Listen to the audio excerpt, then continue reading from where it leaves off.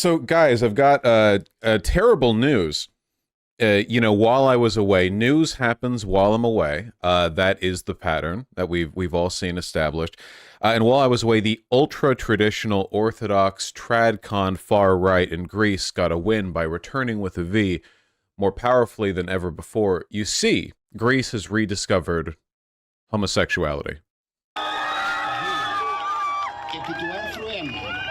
They legalized gay marriage. Huh? Gay? That's pretty cool. You hear about gay people? I've heard about these guys before. Not heard anything good, mind you, but yeah. Believe it or not, Greece is actually the first majority Orthodox country to go ahead and legalize gay marriage. This is it, folks, right? I mean, this is the big reunification. Which crusade was it that led to the split between the Catholics and the Orthodox Church? They used to be like brothers in Christ. The great divide between Christians who have big furry hats and beards and Christians who don't and don't, torn in the Crusades, now reunited. Which crusade was that? Hold on, I'm actually really curious. Which crusade? Catholic Orthodox split. The Fourth Crusade and the downfall of Constantinople. I don't remember the details. I think a bunch of Catholics had a bit of a gamer moment, and the Orthodox Church didn't like it. I mean, the East-West Schism, or the Great Schism of 1054. Well, they're being reunited in the form of homosexuality now because the Orthodox Church is catching up with the Catholic world. Is what I would say if it wasn't for the fact that the Orthodox Church in Greece is very opposed to this this gay marriage law. One step at a time, right? Is that a dono alert? Disgusting. Giving me support and money. How dare you? I can't believe you. God, it feels weird to not look at chat. Greece, where Parliament has voted to legalize same-sex marriage, making it the first Orthodox Christian country to do so. I said that. The law change was opposed by the Orthodox Church, which claimed it would threaten what it called traditional families. But supporters say the change is long overdue and a significant advance for Greek society. We looked at this. This guy's ripping my shit. Of Athens, as crowds celebrated a milestone moment for same-sex couples. Supporters watched the vote from outside Greece's parliament, bursting with pride as the results came through.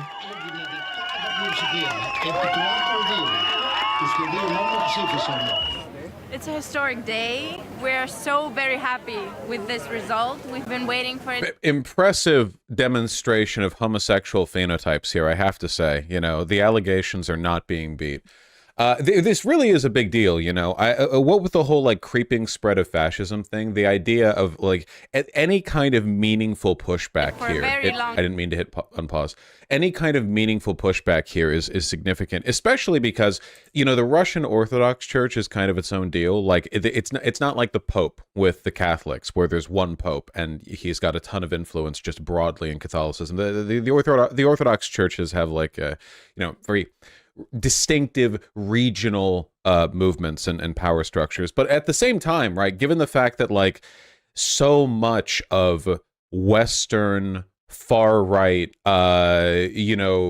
return with a V, sort of conservative cultural push, so much of that is coming from an idealization of the Orthodox, if nothing else, right? There's a lot of alignment, with Russia. Having this happen, I feel, is a pretty meaningful pushback. It's pretty cool, I think. Long time, and finally, love wins everything. The bill had faced strong opposition from Greece's Orthodox Christian Church. Yeah, there you go. Despite the criticism, Greek public opinion on same-sex marriage is narrowly in favour. Nice. In Parliament, the change managed to garner rare cross-party consensus. Left-wing, social democratic and conservative lawmakers all supported the motion, which was led by Greece's Prime Minister. That's really cool. I have a feeling that a lot of this actually has to do with Russia. I have a feeling that a lot of this is because of Russia, as a matter of fact. Because the Russian invasion of Ukraine has prompted a very, very, very strong, we only see part of it over here in America, but in Europe, the divide between pro-EU and anti-EU, pro-Russia, the schism there has gotten a lot louder and a lot wider because Russia has kind of, polarized the issue. So, Russia is extremely openly anti-gay. That is one of the main things that they are. So being pro-gay marriage isn't just a progressive thing, it's a pro-EU thing. And Greece is very decidedly more on the EU side of things than about the Russian, than with the Russian side of things. So there's more of a alignment in that direction, I feel. So thank you, Russia. Thank you, Russia. Everyone say thank you, Russia. I'll assume that you are saying it. If I believe you're saying it. Today is a day of joy. Because starting tomorrow, another barrier between us is removed to create... Interesting suit construction. Are those wider sleeve openings? What is it about the silhouette of this? I feel like I like the sleeve structure. Actually, not a bad suit. I like the swoop. Bridge of coexistence in a free state with free citizens. The new law also strengthens parental rights for same-sex couples. While critics say there is still room for improvement, it is a big step for the predominantly Orthodox Christian nation. The first to say yes to... Man, American cultural hegemony, stay winning, dude. This is such an American progressive flag. The black and brown means like what? Doesn't it mean like black and indigenous? It's like POC and indigenous, right? That is a very American conception of race. It's just fun. Yeah, I mean, it's like you can see like far right American talking points all around the world, like directly imported from America. So it's just funny, the ongoing cultural victory. The first to say yes to same-sex marriage, with many hopeful that more will follow. More on this from freelance journalist Georgios Christidis, who joins us from Thessaloniki in Greece. Welcome to DW, Georgios. So this bill got something like a 176 majority in Greece's 300-seat parliament. Is support in Greek society equally clear-cut? I think Greek society is pretty much evenly divided on this issue. So Let me check that. 50-50 almost Greek opinion, percentages in gay favor support, and against the bill. And this also division also cuts across political parties. I heard before. Hey, whoa! It's not 50-50. From ekathemirini.com. I guess that's Greek. Nearly 55% of Greeks support gay marriage. That's not 50-50. That's a 10-point difference between support and not support or indifferent. And that doesn't even mean 45% is opposed, right? That just means 45% is both opposed and indifferent, right? That's not bad. 53% believe gay couples should have the right to adopt. That's only a little bit worse than America. 41.9% are in favor of the legalization allowing same-sex marriage. Most likely agree with the plan. Okay, yes, this is the broader thing. Same-sex marriage is flatly opposed by 35, with additional 7.4 saying they most likely disagree and 2.7 choosing not to answer. Okay, yeah, that's pretty good. No, honestly, that's pretty good. I feel. Sentiment shifted markedly, however, on the question of whether same-sex couples should be allowed to have children by surrogacy, with 65.6% of respondents opposing. People are so weird about surrogacy. Surrogacy is literally just adoption, but faster. Surrogacy is literally just like it's adoption, but very fast and immediate. People get so weird about it. I don't know. I guess because people think of adoption as like, okay, if no one else wants the kid, then I guess a gay can have them. But then with surrogacy, it's like, oh, you're deliberately subjecting a kid to being raised by two dads or whatever, which, yeah. There is a difference, I guess, in intent, but only if you think that outcomes are worse if you're raised by a gay couple, which the research says there aren't, so... At your report that this was supported by bipartisan vote. This is not exactly the case. So there was 1/3 of the Conservative government voted against it. There was some opposition MPs who didn't vote for it as well. So it cuts across political parties, and a very prominent voice, former Prime Minister Samaras of the Conservatives, also voted against it. So it is an issue that still divides Greek society and Greek politics. And it was much discussed amongst people as well as politicians? Yes, this has been dominating headlines here for quite a long time. I think the most important thing are the scenes that your viewers just saw outside Athens. This is a truly historic moment, and it's also a much needed step towards a more liberal direction by the government of Mr. Mitsotakis. It really is a big deal, though. Of course, this does mean that Greece has lost the great civilizational war and proven that it was in fact them and not Turkey who invented homosexuality. You know, this will unfortunately not help in that broader conflict that they've been engaged in for so long. Coming in the aftermath of heavy criticism from the European Parliament about the state of law in Greece, media freedom, and other such issues. So this is a win for the Prime Minister and a win for the people affected by the bill. And what difference will this change in the law make to people's lives? This will make a tremendous difference. First of all, there won't be two-class citizens in Greece. Well, gay people can marry. It solves a number of practical issues. For example, until now, same-sex couples didn't have the same rights, for example, for both partners to pick up their children from school or going on vacation together or traveling abroad or taking their child to the doctor. So this is absolutely a step in the right direction. Greece, of course, a predominantly Christian Orthodox country. This has happened despite vocal opposition from the Orthodox Church. Are other Orthodox countries in the region likely to follow suit? Yes, Greece is setting a very good precedent here, but one should. I'm not sure what's going to happen in other Orthodox countries, but Greece now has a leader of the church in the face of Mr. Hieronymus, who is kind of moderate, and he is not one who will bring out the crowds in large protests and create much of a fuss about it. So I think fears that there will be a huge backlash from the conservative Orthodox Church are a bit overblown. Nevertheless, the church... I don't know how powerful the Orthodox Church is in Greece. You know, I often think of one thing that Americans don't really appreciate is how dominant religion is in the mind of the Americanoid skull, right? Like the Angloid sort of cranial lobe contains a lot of room for religious obsession.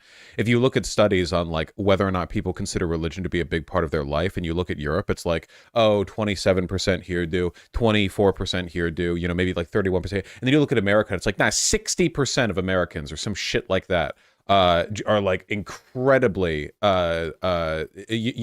we are way more religious, whereas most of Europe just isn't very religious, which gives me the impression that the Orthodox Church in a lot of cases exists just as a cultural force for a lot of them, and not even as a religious force, you know. It's probably the same with the Pope, right? In a lot of countries where people aren't that Catholic, but the Pope still has some sway. It kind of varies, man. Protestantism is so weird. America really is the outlier. Greece has become the first majority Orthodox Christian nation to legalize same-sex marriage under civil law, at least for the near future. It'll almost certainly be the only one. No hope for turnaround in Russia, it seems. Eastern Orthodox leadership, despite lacking a single doctrinal authority like a pope, has been united in opposing recognition of same-sex relations, both within civil rights and... I'm asking this rhetorically because I can't see chat, but is there something preventing the Eastern Orthodox Church from having some kind of pontiff? Because it feels like every religion wants one on some level.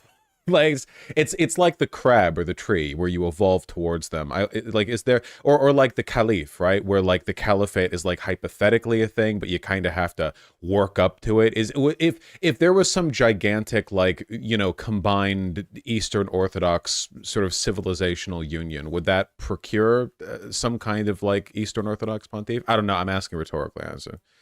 Maybe not. Maybe they already have some kind of big leader, but nobody gives a shit. Holiness Ecumenical Patriarch Bartholomew. Oh, yeah. Did you know that Orthodox leaders are called patriarchs? How cool is that? His All Holiness Ecumenical Patriarch Bartholomew is the 270th successor to the Apostle Andrew and spiritual leader of 300 million Orthodox Christians worldwide. Well, that's cool. Can we get a photo of Bartholomew on screen? Hell yeah, dude. This is what I mean about the hats. I think that this is like an easy dub over the Catholics. The hats, like the big hats and the beards, I think that's very important. Looks like a wizard. He's got a little staff. All right, well, sort of critical support to the concept of an Eastern Orthodox pontiff, like ascending, you know, the sort of like Eastern caliphate. Has been united in opposing recognition of same-sex relations, both within its own rights and within the civil realm. Public opinion in majority Orthodox countries has mostly been opposed to, but there are some signs of change. 2 small majority Orthodox countries, Montenegro and Cyprus, have authorized same-sex unions in recent years, as did Greece in 2015, before upgrading to this week's full approval of marital status. Nice! Civil unions may become more common among Orthodox countries gravitating toward the EU. They remain off the table in Russia, really, which has cracked down on LGBTQ plus expression and countries in its orbit. Nice. Eastern Orthodoxy is a socially conservative ancient church. It feels like a weird phrase. I mean, isn't Catholicism also? I feel this feels like a kind of weird, like Christian European Orientalism, you know, like Orthodoxy, the strange mysticism from the Far East, an ancient church with rituals shrouded in mystery. It's maybe Orientalism is just things you do to countries that are to your east. Hence the term the Orient. You know, maybe it's just like anything. You know. Like Judaism is way, way, way older than Eastern Orthodoxy or Catholicism, but nobody would go like, ah, yes, Judaism, the ancient church with elaborate rituals and a strict hierarchy, because it sounds weird. It would sound weird to say that, I feel. Very, very like elder protocols to call it that.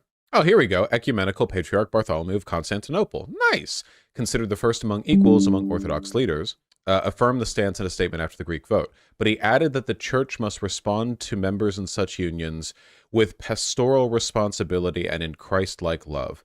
Well, that's nice. I think that's cool. I think it's nice to regard gay people with Christ-like love. That means you have to wash their feet, I think. In countries where they are majority, Orthodox believers overwhelmingly said society should not accept homosexuality or approve same-sex marriage, according to surveys conducted in 2015-2016. This probably varies a lot by country, you know? Greek Orthodox showed relative tolerance, with half of Orthodox saying homosexuality should be accepted. That's pretty good. And a quarter favoring same-sex marriage. In more recent polls, Greeks overall narrowly supported the marriage law. 55 is pretty good. Nevertheless, Greece's Orthodox leadership unanimously opposed the law in January, saying, quote, the duality of genders and their complementarity are not social inventions, but originate from God. Basically, what that means is like men and women are different, and they're equal, but they're different, and you need both of them to raise a kid or whatever. It's bullshit, you know, stupid. It's a stupid argument, you know. Like in America, the marriage is not a purely religious ceremony. It's a civil ceremony as well. If you're going to make this argument, you have to make the non-religious argument that there's something like legally bad about 2 dads or 2 moms raising a kid or being married or whatever. And you can't. Like these arguments have been destroyed. It's really there's no religious end to this. We're talking about like civil marriage, you know? If you want to make the argument that like the Orthodox Church should not be forced to officiate gay marriages, I think that's fine. I don't know. Maybe this is a controversial thing, but like, I don't know. If you've got some like dusty Orthodox wizards, I don't necessarily know if the government should be like, no, you have to officiate the gay marriage. Because it's like, I don't know, it's their church, right? Like, the problem isn't that the religion is intolerant. You can't really legislate that out of existence. The problem is like, marriage is a civil institution, you know? Like, I don't really give a shit about like Orthodox ordained marriage, but if gay people in Greece or Athens, you know, want to marry, they're a legal, like that's a legal thing, right? That means more than just what the Orthodox Church says it means. Maybe making them do it would be cool though. I don't know. That guy specifically officiating gay marriage. Never mind, I've changed my mind. I think that all Orthodox ministers should be forced to officiate gay marriages because I think it'd be funny to watch them do it. Now we're talking, all the Orthodox countries. Let's see. Ukraine does not have gay marriage, but a lot of people in Ukraine have been pushing for it. Probably as a way of, like, again, leaning more towards the EU, but Ukraine's busy right now. I've been hearing about this. Ukraine's been doing, they've been up to something. I don't really know what. Russia, Belarus. Belarus basically just is Russia, so whatever. Serbia and Montenegro. We need gay Serbia. The Serbian Orthodox Church, which maintains close relations with the Russian Church, has opposed the idea of same-sex marriage. Serbia's president, Aleksandar Vučić, said he would not sign off a bill on same-sex marriages, although Serbia has had an openly lesbian prime minister for years. Truly a land of contrast, you know. It's like when you hear about, it's like when you're reading up on like an incredibly despotic, like unequal third world nation, and it's like, oh yeah, actually 2/3 of their parliament are women, and they've had a female prime minister for 16 years, you know. And then you look and like women can't like open bank accounts in that country. Really fascinating, the wacky ways in which different countries pursue equality. Pride marches in Serbia are routinely banned or held under tight security. In Montenegro, though same-sex partnerships are allowed, the highly male-oriented society of 620,000 people remains divided in the issue. That's not even a real country. You kidding me? 620,000? That's less than the population of Seattle. Jesus. Romania and Moldova. Romania is one of the few EU countries that allows neither same-sex marriages nor civil unions, despite a growing social acceptance of LGBTQ plus people. Romania is pretty big. Hold on. Romania gay people polling. That's crazy. I misspelled every word. Polling. I want polling. LGBTI? Intersex?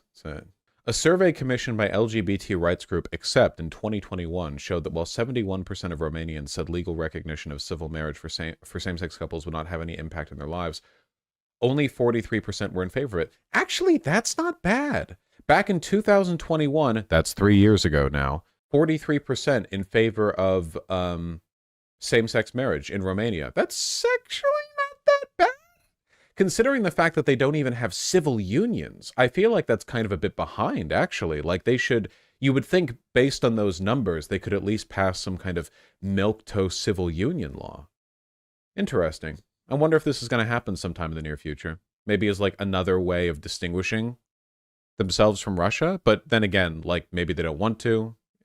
You know. Public opinion in Bulgaria is mostly hostile to gay people. Me too. In the Balkan country, patriarchal family traditions still predominant. This is that Orientalism thing again. Patriarchal family traditions are dominant in America. This is like saying that is really, it's like, yes, you know, in the mystic Far East, in the realm of Bulgaria, their antiquated family structure, like the patriarchal family tradition is default in basically every society on earth. Like maybe they do it more, you know, but yeah, in darkest Bulgaria, this is like the Zizek bit, except instead of everything being the Balkans, everything is the Orient, you know.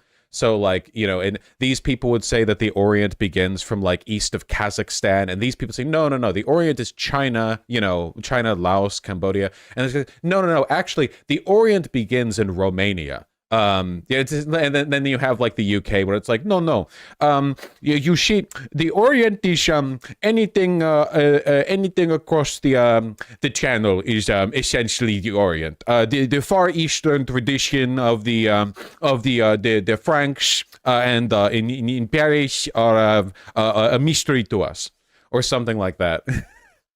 the inscrutable Dutch. The inscrutable, which is, the Orient is just like literally like a longitudinal distinction that wraps around.